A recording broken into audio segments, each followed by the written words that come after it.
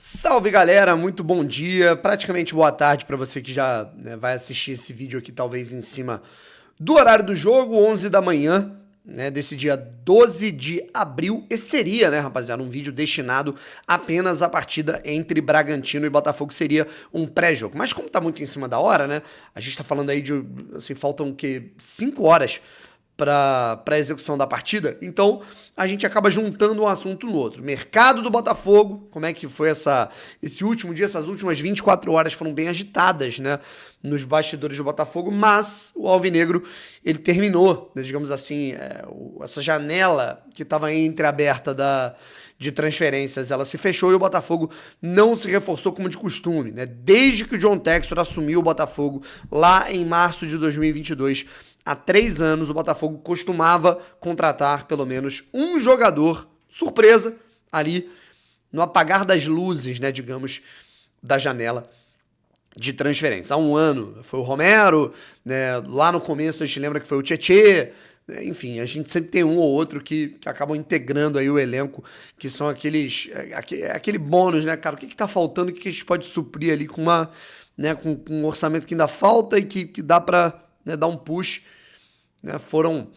Eram alguns jogadores e nesse caso o Botafogo não fez, tá legal? Se inscreve aqui no canal, deixa seu like, ativa o sininho pra você não perder absolutamente nenhuma novidade, beleza? Botafogo volta a Bragança Paulista hoje, um lugar onde o botafoguense foi muito feliz no ano passado. Foi lá que o Botafogo carimbou a sua vaga para a fase de grupos da histórica Copa Libertadores em 2024, em que o torcedor botafoguense, mesmo muito desconfiado, gritava com muita fé que a Taça Libertadores eu vou ganhar, foi feito de piada pela imprensa, e o Botafogo de fato ganhou a Conmebol Libertadores.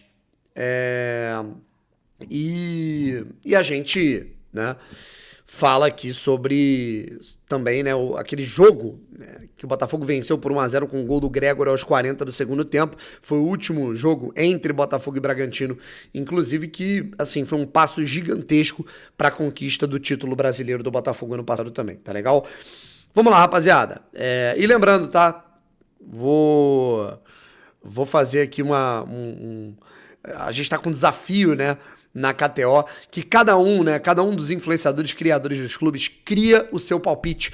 E o meu palpite é vitória do Botafogo, mais de um gol na partida, tá legal? Mais de 1,5 gols na partida, que é como se fala, Ou seja, uma partida que ela pode ser 2-1, uma partida que ela pode ser 3-1, uma partida que ela pode ser 2-0 e Igor Jesus marcar a qualquer momento. Para você fazer o seu palpite, link tá aqui na descrição, palpite com responsabilidade, até porque nós não teremos apenas o jogo do Botafogo hoje, a gente vai ter derby paulista, vamos ter, obviamente, Palmeiras e Corinthians, vamos estar na torcida aí pelo Corinthians, então vamos pra cima.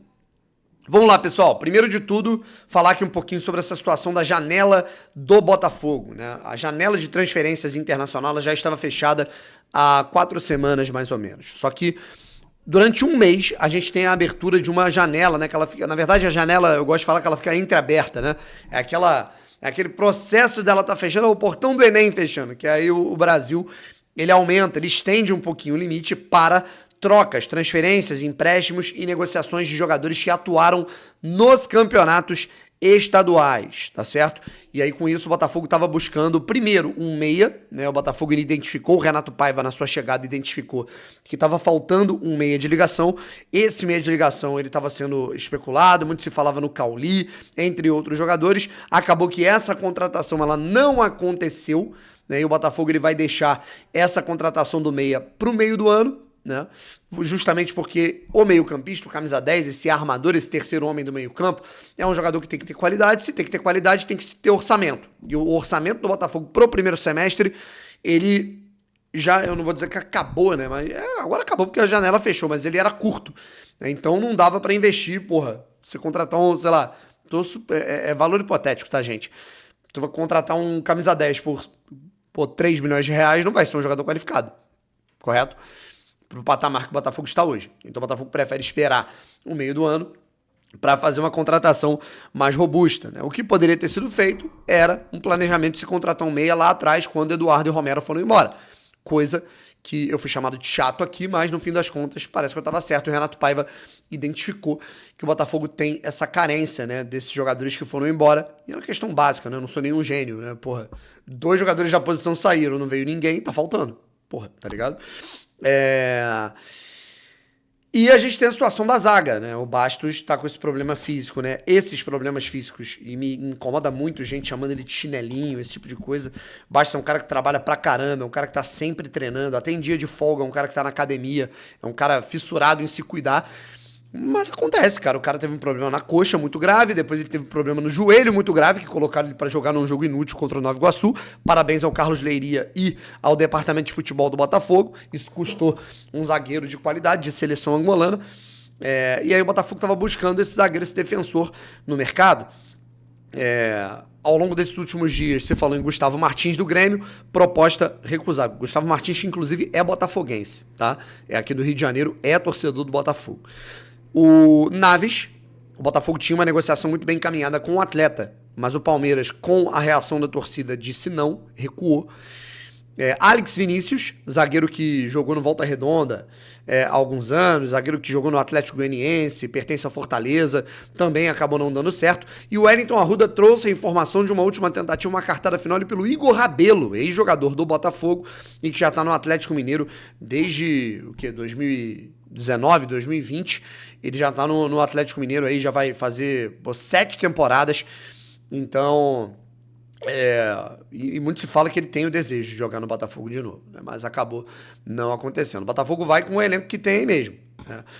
Jair, Barbosa, David Ricardo e, se der algum problema, joga o Serafim, joga o Danilo Barbosa na zaga, algo do tipo. O Marçal jogou na zaga na última rodada do Campeonato Brasileiro do ano passado e assim vai. Marçal, inclusive, foi esse reforço caseiro, né? Falou, cara, porra, a gente tá precisando de um jogador dessa função e tal, tudo. Cara, chama o Marçal de novo, né? Pra compor o elenco. Ainda não foi anunciado, né? Não sei nem se vai, mas ele tá no elenco, tá treinando, né? Já tá no bid, enfim. Agora a gente fala aqui um pouquinho, rapaziada, sobre o jogo, né? O Botafogo ele deve se reforçar na próxima janela e, cara, assim, você pegar aí, cara, abril, maio, né? São 2 meses, né? Vamos torcer para que o Botafogo não tenha tantos jogadores lesionados, suspensos, né? E o Botafogo tem um agravante por não ter levado o campeonato estadual a sério, né? Embora muita gente tenha falado aqui que o Carioca tinha que ser levado a sério, ainda bem que o Botafogo não levou a sério. Flamengo, Palmeiras, Corinthians, Inter, Cruzeiro, Atlético levaram o estadual a sério e estão repletos de jogadores lesionados. Ainda bem que o Botafogo abandonou o campeonato carioca. Agora a gente fala aqui um pouquinho sobre o jogo, rapaziada. Vamos lá. Provável escalação da equipe do Bragantino. O Bragantino que tem, né, esses desfalques, né? O técnico Fernando Seabra não vai ter o Augustin Santana, né, lesão na coxa direita. O Fabinho, que teve um problema na coxa esquerda. O Fabinho é bom jogador, tá? O Fernando, que teve uma tendinite no joelho. E o Nathan Mendes, que também é bom jogador, que também tá com problema no joelho. Escalação com Cleiton, Hurtado, Pedro Henrique, Guzmán e o famoso Juninho Capixaba.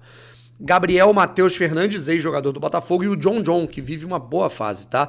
Vinicinho, Nacho La Quintana, que também é bom jogador, e o Eduardo Sacha, tá legal?